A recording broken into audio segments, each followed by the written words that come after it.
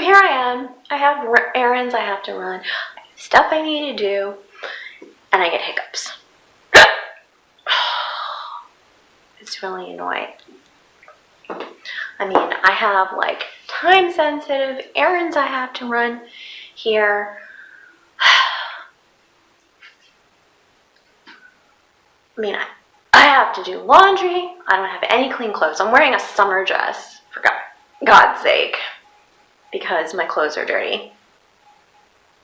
I have to fax like an auto insurance thing. It's due, or they're going to raise my rates.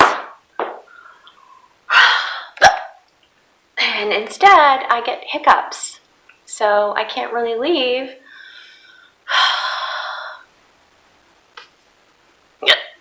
Oh, man. Damn it. Oh, shoot. Okay, so now I gotta get all the stuff that I need so that I can leave. I was hoping to put like some tights on or something. You know, because like I said, I'm wearing a summer dress and it's winter. So I at least need to put like some happy tights on. And I can't even get my hair to stay up. It's just one of